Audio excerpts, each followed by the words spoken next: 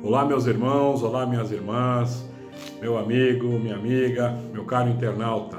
Quero vos cumprimentar com a paz do Senhor e desejar boas-vindas a todos vocês que nos assistem a partir de agora em mais uma aula da Escola Bíblica Dominical, no padrão online da Assembleia de Deus Renovação, a sua ADR. Para nós é um motivo de alegria e satisfação poder estar com vocês mais um dia para levar até a cada um de vocês mais uma aula da nossa Escola Bíblica Dominical. Para isso eu já lhe peço que você que está nos assistindo através do YouTube ou através do Facebook, que você compartilhe esta aula, que você dê o seu like, deixe ali o seu like e faça com que essa aula chegue ao maior número possível de pessoas, ok? Estaremos estudando mais uma lição da nossa revista. Para vocês que ainda não estão conosco na Escola Bíblica Dominical, estamos estudando a revista desse trimestre sobre o tema de Atos dos Apóstolos, até os confins da terra. A nossa revista é produzida e editada pela Assembleia de Deus do Belém do Pará, e nós estamos no modelo da PEC, Programa de Ensino Cristão Continuado. Nós louvamos a Deus pela vida de cada um de vocês que tem nos acompanhado ao longo desses meses de pandemia, no qual nós não podemos estar presencialmente estudando as lições da Escola Bíblica, mas estamos aqui neste canal de comunicação, nas mídias sociais, levando a cada um de vocês a aula, as matérias, as lições da nossa Escola Bíblica Dominical. É sempre muito prazeroso saber que estamos propagando a palavra de Deus através desse canal de comunicação que não tem limite de alcance. Ele pode alcançar aí a todos em todo o planeta. Amém? Bom, nós nesse trimestre, como eu falei, estamos estudando o livro de Atos dos Apóstolos. Já vamos para a lição número 4. Lição número 4, baseada nos capítulos 4 e 5 de Atos dos Apóstolos, cujo tema dessa semana ataques externos e internos. Ataques estes que foram dirigidos à igreja recém-formada, que foi a aula que nós estudamos no domingo passado, né? A primeira igreja em Jerusalém. E no decorrer do início da igreja, começaram os ataques externos e ataques internos, cujo professor irá discorrer sobre esse assunto. E mais uma vez eu digo que são assuntos extremamente contextualizáveis, assuntos que a nossa igreja vive hoje. Eu falo a nossa igreja, a igreja de Jesus na face da terra vive hoje, em alguns lugares menos, em outros mais, mas infelizmente esses ataques ainda acontecem, tanto vindo do lado externo quanto interno também, mas nós temos em Cristo o nosso refúgio, a nossa fortaleza e o nosso guarda. E eu tenho certeza que na ministração dessa aula nós poderemos ter uma visão bem abrangente e contextualizada desse assunto.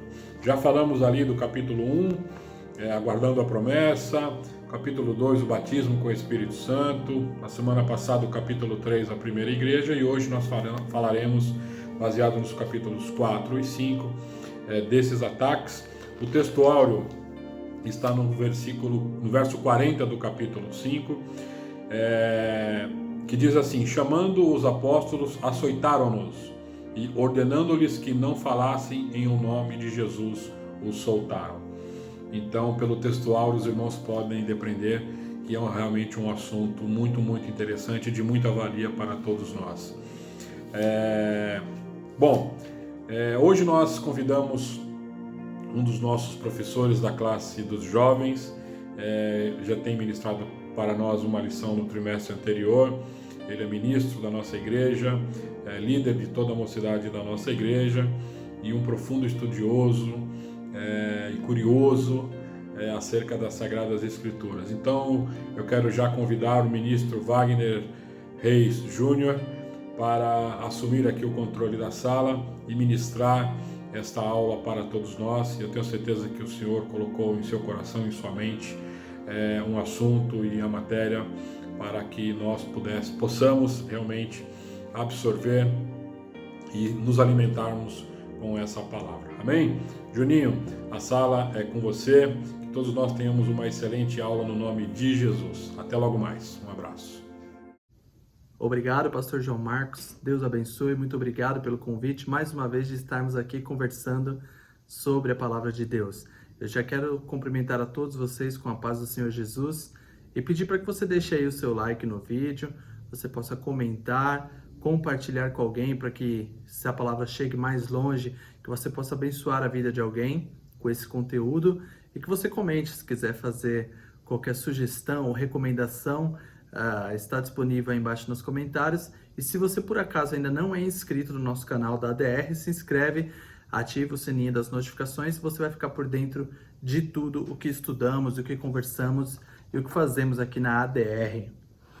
Vamos então ao capítulo 4 de Atos dos Apóstolos, a lição 4 que estamos estudando agora sobre Atos dos Apóstolos. Vamos conversar aqui fazendo um panorama no capítulo 4 e o capítulo 5 desse livro escrito por Lucas, conhecer um pouco mais da história da igreja, a primeira igreja, do início da igreja na Terra.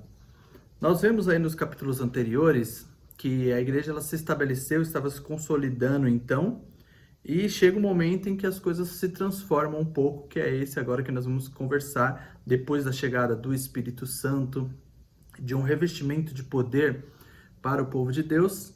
Encontramos então aqui a igreja em Atos 4. Eu quero já te convidar para fazer a leitura do texto áureo da nossa lição, que está em Atos capítulo 5 e versículo 40. Atos 5 e 40, diz assim: Eles foram convencidos pelo discurso de Gamaliel, chamaram os apóstolos e mandaram açoitá-los. Depois ordenaram-lhes que não falassem em nome de Jesus e os deixaram sair em liberdade. Nós vamos conversar um pouquinho e discorrer hoje até chegar nesse ponto final aqui, que é esse discurso de Gamaliel, essa fala de Gamaliel e o desfecho fantástico para essa história, que perdura até hoje. Então, como eu disse, nós estamos vendo agora uma nova Jerusalém após a morte do Messias, a morte de Cristo. Jerusalém ela vive agora uma fase de revolução. E não só religiosa, mas também político-social, né? Porque o cristianismo estava se consolidando como uma nova religião e eles ensinavam, então, os apóstolos sobre um reino e um rei que extrapola os limites terrenos, né? É um reino em que tudo é pregado fora da limitação humana, que agora sim a Israel se impõe como um novo reino, mas não apenas socialmente ou politicamente na terra, mas os apóstolos entenderam qual era o verdadeiro reino que Cristo falava, qual era o verdadeiro reino que Cristo ensinava. Então nós vemos que depois do cumprimento da promessa do Espírito Santo, chega o dia de Pentecostes, aquele dia de festa bonito, em que o Espírito Santo desce e batiza a igreja, e a igreja recebe o Espírito Santo e com isso recebe poder para ir além, para ir mais longe. E com o Espírito Santo agora, na igreja, a igreja passa então a se multiplicar. Nós vemos que no capítulo 2, no dia de Pentecostes, eram apenas cerca de 120 ali reunidos, e depois do discurso de Pedro já são 3.000. E agora nós vamos ver no versículo 4 do capítulo 4 aí de Atos, que o número já chegava em 5.000. 5.000 pessoas, isso é incrível. O cristianismo começa então a se espalhar, se expandir em Jerusalém, e isso começa a levantar então uma certa desconfiança dos líderes, né, e dos políticos ali da época. E aí no capítulo 4 nós vamos ver agora o que a lição vai trazer como os ataques externos à igreja de Deus. A igreja ela começa a receber então alguns ataques que vêm de fora da igreja, dos líderes, dos políticos, do Estado de uma forma geral. E os apóstolos começam a ficar então cada vez mais conhecidos, são os seguidores de Cristo que fazem milagres. Agora, os apóstolos vão ficando cada vez mais conhecidos. E o milagre do coxo na porta do templo, no capítulo anterior que estudamos em Atos 3, faz com que eles fiquem ainda mais conhecidos ali mesmo no templo. e isso faz com que os líderes religiosos de Israel despertem a curiosidade de saber quem são esses homens e o que eles estão fazendo, a quem o povo está conclamando, né? Então os líderes, eles ali entre fariseus e saduceus e o sumo sacerdote, tinham uma espécie de acordo diplomático com Roma. Eles tinham uma espécie de um acordo que reverenciava o imperador César da época, e agora os apóstolos eles estão pregando sobre um rei, um reinado diferente, que não reverencia apenas os poderes deste mundo, mas que extrapola os poderes deste mundo. Isso começa a gerar desconfiança e muita raiva também nos próprios líderes e no exército romano. Então, enquanto Pedro e João estavam discursando para o povo, no meio do discurso, os saduceus ordenam que os guardas vão e prendam Pedro e João, esses dois apóstolos. O interessante é que eles são presos, são mantidos então em prisão até o dia seguinte, porque já era tarde. O capítulo 4 vai relatar isso. E eles seriam levados ao Sinédrio. O Sinédrio era um lugar onde eram julgados todos os tipos de crimes ali cometidos em Jerusalém, porque na época ainda não havia uma tripartição de poderes, né? Então tudo acontecia ali dentro do templo mesmo. Nós vemos que era um pouco diferente do ordenamento jurídico que temos organizado hoje na nossa sociedade. E então eles são levados para o Sinédrio, João e Pedro, e no momento do interrogatório, o sumo sacerdote e os demais líderes que estão ali começam a questionar os dois apóstolos sobre os milagres e as curas que eles vinham fazendo, né? No momento do interrogatório, então, os líderes religiosos ali organizados começam a questionar Pedro e João sobre esses milagres que eles realizavam, sendo que eles eram apenas homens simples, pescadores, e estavam pregando em nome de Deus, falando em nome de Deus e até curando em nome de Deus. E, na verdade, os homens revestidos de poder e de sabedoria, de conhecimento e de autoridade divina seriam eles, os fariseus, saduceus e o sumo sacerdote, né? Eles entendiam que apenas eles poderiam realmente fazer algo em nome de Deus. E começam a questionar de onde que vem esse poder.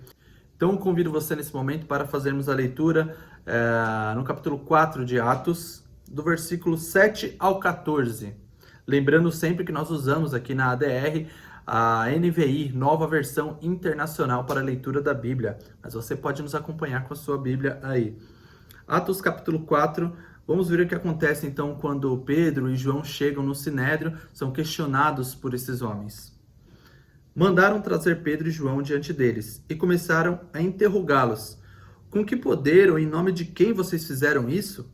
Então Pedro, cheio do Espírito Santo, e aqui eu quero só fazer um parênteses, que o poder do Espírito Santo, ele transforma até a vida do interlocutor, da pessoa que está levando a mensagem. É interessante ver aqui na vida de Pedro, e nesse momento em que ele está falando para homens letrados e acadêmicos, que ele não se abala apenas por ser um pescador, mas que ele se reveste do poder, o Espírito Santo lhe dá um revestimento para falar com autoridade. Então, quando nós estamos cheios do Espírito Santo, até as nossas réplicas e tréplicas são mais sólidas. Existe mais fundamento quando você fala com a autoridade divina do Espírito Santo. E aí Pedro vai dar essa resposta fantástica para esses homens. Autoridades e líderes do povo, visto que hoje somos chamados para prestar contas de um ato de bondade em favor de um aleijado, sendo interrogados acerca de como ele foi curado, saibam os senhores e todo o povo de Israel que por meio do nome de Jesus Cristo, o Nazareno, a quem os senhores crucificaram, mas a quem Deus ressuscitou dos mortos, este homem está aí curado diante dos senhores. Este Jesus é a pedra que vocês, construtores, rejeitaram e que se tornou a pedra angular. Que maravilha, né? E o texto continua. Mas é interessante nós fazermos também um paralelo aqui, porque talvez você não saiba o que é a pedra angular. E na época ainda não havia a tecnologia que nós temos hoje na engenharia e na construção civil.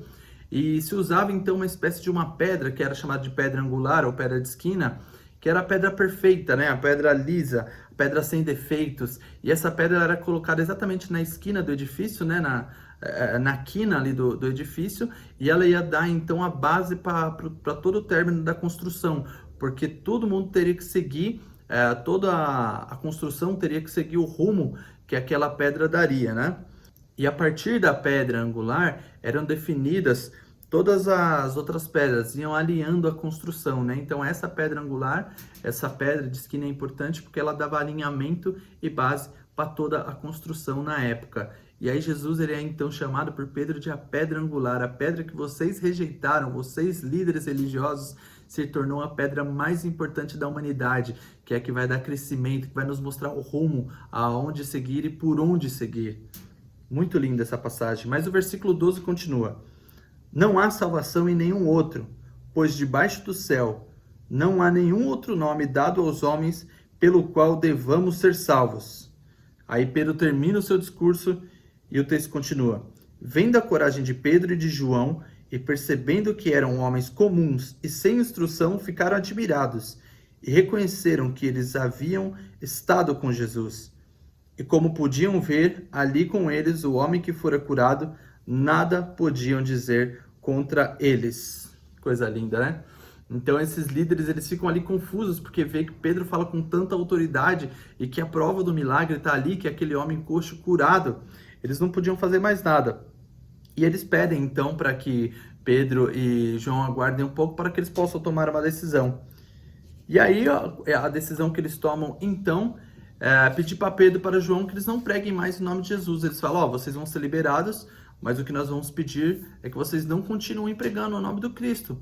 Vocês saiam daqui, mas por favor não continuem falando desse reino, desse evangelho que chega a afrontar o nosso estado.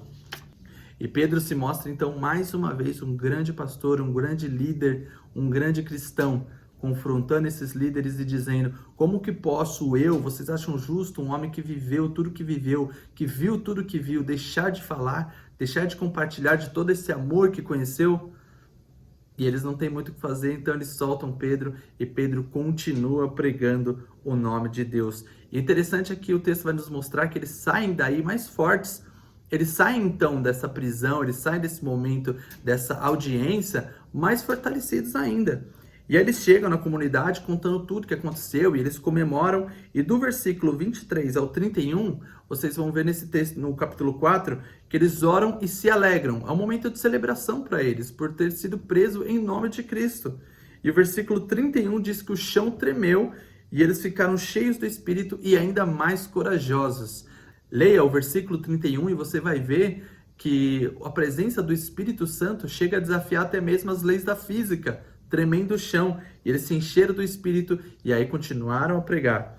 E a partir dali, no versículo 32, vemos que o enchimento do Espírito Santo nessas pessoas muda toda a realidade de Israel, da comunidade de Jerusalém, dos cristãos que estavam se reunindo ali. Esse enchimento do Espírito ele não muda apenas o discurso, a fala deles, mas isso traz também uma revolução cultural e social naquela comunidade. E aí no versículo 32, nós vamos ver algo bem importante, confere aí comigo no capítulo 4. Da multidão dos que creram, uma era a mente e um o coração. Ninguém considerava unicamente sua coisa alguma que possuísse, mas compartilhavam tudo o que tinham. Olha que coisa linda, o Espírito Santo ele enche essa igreja, ele enche essa comunidade e eles passam então a repartir tudo entre si porque eles se consideram uma família. É o tema da nossa igreja, é o lema da nossa igreja, família de famílias, ADR, família de famílias. E eles entendem então que assim como na família, um pai, um irmão, um tio não deixa ninguém passar necessidade, um supre sempre a necessidade do outro, eles passam então a viver ali em união e realmente ajudando financeiramente os outros, os demais, porque começa a se instalar então em Jerusalém essa comunidade de cristãos, pessoas que vêm de todo lugar do mundo e alguns deles muito pobres e outros ricos, e eles começam a compartilhar tudo entre eles. Isso é lindo porque o evangelho ele nos mostra que traz também uma revolução estrutural, cultural, social, fazendo com que não apenas a vida pós-morte, mas a vida aqui na Terra também seja um pouco melhor para os nossos irmãos. Então nós vemos que além do discurso, o evangelho ele precisa transformar realidades.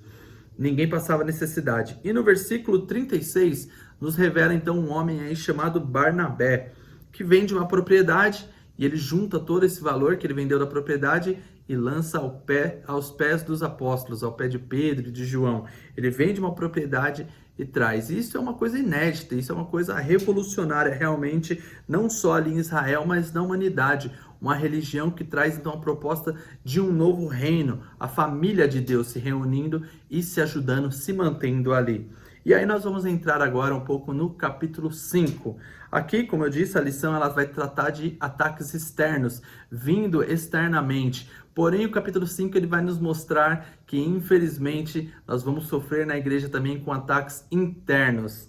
E aí o inimigo ele vai trazer algumas estratégias para derrubar a igreja. Na sua primeira estratégia, graças a Deus, o inimigo não conseguiu prevalecer, porque o discurso de Pedro e toda aquela situação no Sinédrio é contornada glorificando o nome de Cristo. Mas agora o inimigo vai trazer uma estratégia para dentro da igreja, dentro dos crentes, trazendo problemas reais dentro da comunidade. E aí nós vamos ver no capítulo 5, logo no início, um homem, uma mulher, um casal chamado Ananias e Safira.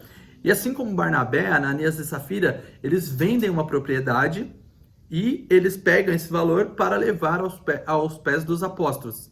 Mas aí tem um detalhe, porque eles vendem a propriedade e eles retêm um valor, eles retêm uma parte do valor, eles não levam tudo. Barnabé tinha feito isso com o coração, Ananias e Safira não.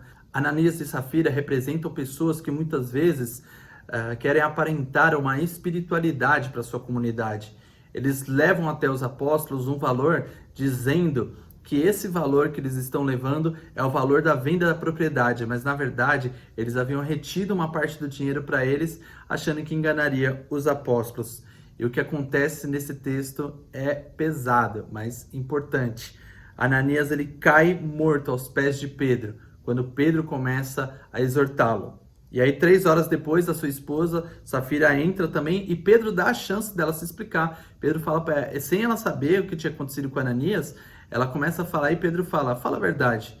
De onde que veio esse dinheiro? Como que foi a venda dessa propriedade? O que vocês trouxeram? É realmente tudo? Foi esse o valor que vocês conseguiram vender a propriedade? E Safira fala, sim, é esse o valor.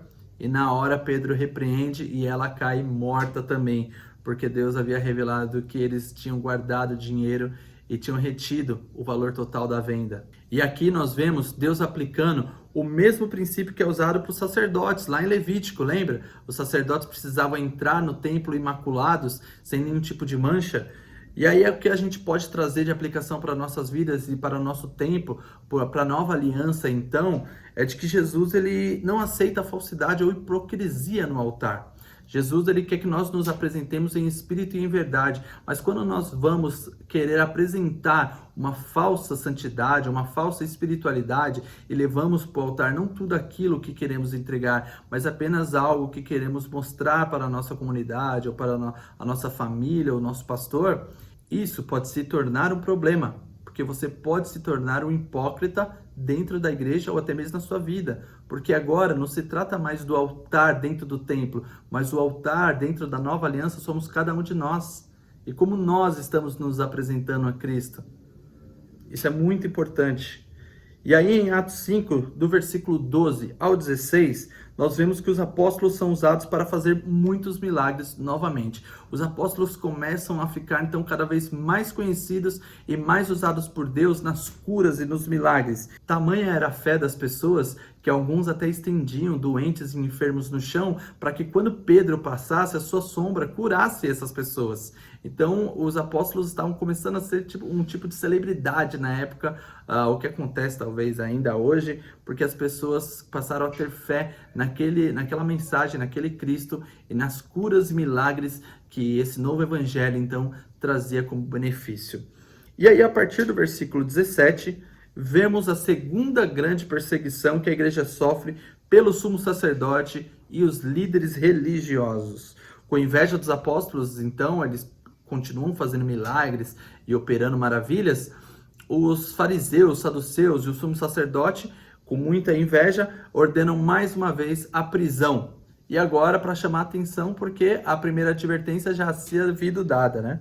Então, ordenando a prisão dos apóstolos, os guardas levam até a prisão, porém dessa vez é diferente, porque a Bíblia vai nos mostrar que um anjo do Senhor é enviado e liberta Pedro e João da prisão. Um anjo abre a porta da prisão para que eles saiam e ordena que eles vão para o templo e continuem pregando essa palavra de vida. E aí acontece uma cena até engraçada, porque no dia seguinte, quando o sumo sacerdote chega no templo, no Sinédrio, ele ordena que o guarda vá buscar os apóstolos. E quando o guarda chega lá, cadê os apóstolos? Sumiram. Eles já estavam pregando no templo novamente. E aí o sumo sacerdote e os líderes ficam confusos, não entendem o que aconteceu, nem os guardas, eles foram liberados de uma forma milagrosa. Mas mesmo assim os guardas conseguem capturá-los e levam até o Sinédrio novamente. E aí volta toda a discussão e toda aquela audiência, o sumo sacerdote, bravo, começa a questionar por que eles continuam falando desse Cristo, por que eles fazem esses milagres, qual a autoridade que eles têm, e Pedro continua respondendo, eles continuam nessa discussão, até que um momento muito importante dessa discussão, e é nesse momento então que a Bíblia vai nos apresentar um homem muito importante para esse texto, que é um fariseu chamado Gamaliel. Gamaliel vai aparecer então como um suposto salvador aí dos apóstolos, porque ele pede para que os apóstolos se retirem nesse momento e ele quer conversar com o sumo sacerdote e os líderes ali que estavam reunidos no Sinédrio. E Gamaliel, ele pede para que eles repensem essa decisão, porque a essa altura, a decisão do sumo sacerdote, dos saduceus e daqueles que estavam reunidos ali era de que os apóstolos deveriam morrer, porque já tinham desobedecido a primeira advertência e continuavam ganhando almas e pregando essa nova religião. Então Gamaliel pede a palavra e começa a explicar para eles: olha, vamos repensar se esses homens merecem ou não morrer, porque nós vemos que tantas pessoas se levantam aqui em Jerusalém trazendo uma nova filosofia de vida, uma nova religião, e aí ele vai falar sobre um tal de Teudas que apareceu pregando, mas depois que foi morto ninguém mais seguiu a sua filosofia de vida. Ele vai falar também de um tal de Judas, o Galileu, que apareceu em Jerusalém durante um tempo, se rebelou contra a religião ali de Israel, mas não durou muito e morreu. E aí Gamaliel vai fazer um discurso muito lindo que nós vamos acompanhar agora em Atos capítulo 5, do 35 ao 39. Então lhes disse: Israelitas, considerem cuidadosamente o que pretendem fazer a esses homens. Há algum tempo apareceu Teudas, reivindicando ser alguém, e cerca de 400 homens se juntaram a ele. Ele foi morto, todos os seus seguidores se dispersaram e acabaram em nada. Depois dele, nos dias do recenseamento, apareceu Judas, o Galileu, que liderou um grupo em rebelião. Ele também foi morto e todos os seus seguidores foram dispersos. Portanto, neste caso, eu os aconselho: deixem esses homens em paz e solte-os. Se o propósito ou atividade deles for de origem humana, fracassará. Se proceder de Deus, vocês não serão capazes de impedi-los, pois se acharão lutando contra Deus. Glória a Deus! E cá estamos nós, 2020 anos depois. Mal sabia Gamaliel que esse propósito dele seria pregado na ADR, no Brasil, no mundo, 2020 anos depois.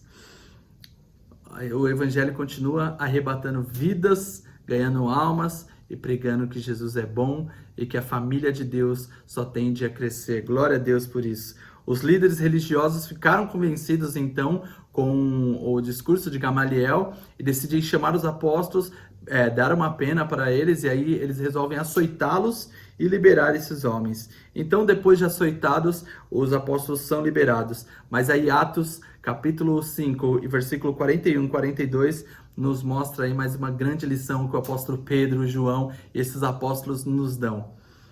Os apóstolos saíram do Sinédrio, alegres por terem sido considerados dignos de serem humilhados por causa do nome de Deus. Todos os dias, no templo e de casa em casa, não deixavam de ensinar e proclamar que Jesus é o Cristo. Glória a Deus! Esses homens, então, que foram presos, foram perseguidos de uma forma externa pelos líderes religiosos, de uma forma interna pelos problemas entre os crentes e a comunidade local, agora são açoitados e comemoram esses açoites, comemoram essa pena, comemoram o motivo de serem presos em nome de Jesus. Essa é a alegria e essa é a paz que excede todo entendimento que o apóstolo Paulo depois vai nos falar. E a pergunta que fica então: por Por que Deus permite tanto sofrimento à sua igreja? Por que Deus permite, então, tanta provação? Não seria muito mais lógico, muito mais fácil que o caminho da igreja fosse trilhado sobre vitória? Não seria muito mais fácil que eles pregassem, as pessoas se convertessem em Jesus e Deus salvasse a todos e não tivesse problemas dentro da igreja? E aí o pastor Luiz Saião vai nos dizer que faz parte do pacote integral do evangelho um elemento chamado dificuldade e tribulação. Esse tipo de sofrimento, na verdade, ele é resultado do pecado e do mal no mundo e da nossa natureza humana. Dessa forma, Jesus ele vence a morte morrendo. O que é muito interessante, porque Jesus ele vence e nos dá a vitória enquanto está sofrendo. Então, no seu sofrimento, nós encontramos a vitória. E da mesma maneira, a igreja de Cristo se mostra cada vez mais forte, cada vez mais sólida na dor e no sofrimento. Hoje, infelizmente, muitas igrejas ainda vivem o problema da perseguição. Muitas igrejas vivem, muitas pessoas vivem em país onde nem a Bíblia é autorizada a entrar. Mas quando nós vemos testemunhos dessas pessoas, testemunhos de igrejas que são estabelecidas em países onde o evangelho é proibido, isso solidifica e nos dá base à nossa fé, isso nos emociona e vemos que até no nosso século é possível ainda, mesmo a igreja sendo perseguida, continuar pregando em nome de Jesus, como Pedro fez. E Deus tem levantado pessoas e missões para dar suporte à igreja nesses países onde a igreja é perseguida. E a família do Senhor continua crescendo cada vez mais. Glória a Deus. O Renova Jovem, que é o nosso departamento de jovens aqui da DR, fez uma live no Instagram. Se vocês quiserem conferir, Renova Jovem ADR no Instagram, com o pastor Luiz Matos, do projeto Portas Abertas, que dá suporte a igrejas e cristãos perseguidos. E lá nós vemos realmente que nós só temos a agradecer por viver em um país onde é permitido ainda a pregação do evangelho, né?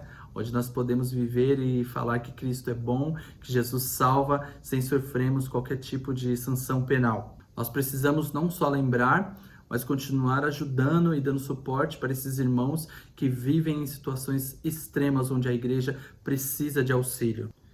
E desta lição, então, nós deixamos aqui 3 reflexões, 3 princípios a praticar tão importantes que o próprio autor da revista nos traz, que são: 1. Não negocie suas convicções, Atos 5 e 29. Pedro e os outros apóstolos responderam: é preciso obedecer antes a Deus do que aos homens. Então, independente do estado em que você esteja, do que o seu estado ou o seu líder te diga, não se esqueça, existem princípios na fé que são inegociáveis e eles estão expostos para nós na Bíblia Sagrada, nas Escrituras e na sã doutrina. Segundo ponto, a fidelidade, Atos 4 e 20. Pois não podemos deixar de falar do que vimos ou ouvimos. Se você foi alcançado pela graça de Deus, se você conhece o amor de Deus, compartilhe isso sem deixar que ninguém te impeça de falar do que você viveu. Compartilhe isso com quem você realmente ama e com quem você se importa. E o terceiro princípio, alegria nas lutas. E aí eu deixo a frase do autor C.S. Lewis, que diz: os únicos que não têm cicatrizes são aqueles que decidiram não combater. E aqui eu agradeço mais uma vez a sua audiência e por esse tempo que você passou conosco. Eu espero que esse vídeo, que esse conteúdo tenha sido abençoador para a sua vida. Se foi, comente, deixe seu like e compartilhe com alguém. Deus te abençoe, continue perseverando e que a Igreja do Senhor possa continuar viva e fiel. Amém, glórias a Deus, que coisa linda, que coisa maravilhosa. Juninho, que Deus te abençoe, que Deus multiplique sobre a sua vida as suas bênçãos. Que esse teu dom, esse teu ministério de ensinar e de falar da palavra do Senhor esteja sobre a sua vida de forma plena e abundante. Amém? Estamos felizes e agradecidos a Deus por essa aula, pela sua ministração, pela unção e pela graça derramada sobre a sua vida. Queridos, mais uma vez eu lhes peço, compartilhe essa aula. Faça-a chegar no maior número possível de pessoas. Existem pessoas que precisam ouvir aquilo que foi dito nessa aula. Eu tenho certeza que é uma aula que mudará vidas e que mudará rumo de muitas e muitas pessoas que as assistirem. Amém? Nós iremos orar em favor do nosso professor, em favor de todos os nossos alunos, em favor do nosso pastor Paulo Silas Reis, em quem mais uma vez eu quero agradecer a confiança e a liberalidade de trabalhar para o Senhor na Escola Bíblica Dominical. Pastor Paulo, muito obrigado. Pastor Wallace, tem toda a diretoria da nossa igreja, a todos os nossos professores que têm nos apoiado, que têm nos ajudado em todos os sentidos, nossos alunos, e eu peço que vocês continuem orando. Logo, logo nós estaremos juntos novamente na nossa Escola Bíblica Dominical de forma presencial. Eu sei que esse é o desejo de todos nós, o desejo de cada um dos alunos da EBD. Também as nossas classes infantis, né? Nós estamos tendo as aulas aos sábados de todas as faixas etárias, a classe dos jovens. Pais, por favor, incentivem os vossos filhos para acompanharem as aulas, para assistirem às aulas. Nossas professoras estão se empenhando ao máximo e todo sábado, todas as aulas têm sido realmente maravilhosas e as crianças têm aprendido, têm cantado, têm declamado versículos da Bíblia. Realmente, a nossa Escola Bíblica Dominical tem dado um grande exemplo e tem realmente ajudado as famílias, ensinando e mostrando a palavra de Deus aos nossos filhos, aos nossos pequenos. Às quintas-feiras nós temos a EBQ para os nossos adolescentes, os professores o Edson, a Gorete, o Jefferson, o Catito, a turma toda, a irmã Zenira. Então também nossos adolescentes estejam presentes nas salas, nas aulas, para que Deus realmente nos abençoe e que o ensino da palavra do Senhor seja realmente muito próspero na vida de todos nós. Amém? Oremos agradecendo a Deus. Deus de amor e bondade, nós te louvamos e bendizemos pelo dom da vida, por tudo quanto o Senhor tem realizado em nossas vidas, ó Senhor. Te agradecemos por essa aula, pela participação de todos, pela vida do pastor, do ministro Wagner Reis. Que o Senhor dê ao teu filho a tua bênção, a tua graça, Senhor. Abençoa também o nosso pastor, a Deus, a sua família, todos os ministros, todos os obreiros da Assembleia de Deus Renovação, todos os membros, nossos irmãos, ó Pai. Deus de amor, Deus de bondade, abençoe, ó Deus, a cada um, ó Deus, que tem militado nesta obra, Pai. Ajuda-os em tudo, ó Pai. É o que nós, no nome de Jesus, te agradecemos. Amém. Amém, queridos. Muito obrigado. Se domingo que vem Jesus não estiver voltado, nós estaremos aqui mais uma vez para a ministração de mais uma aula na Escola Bíblica Dominical. Acompanhe as nossas mídias, acompanhe as nossas redes sociais, os nossos cultos e os nossos trabalhos, pois Deus tem uma bênção para você. Essa é a sua Assembleia de Deus Renovação, a ADR, na visão 2020. Tenham todos uma excelente semana no nome de Jesus. Amém.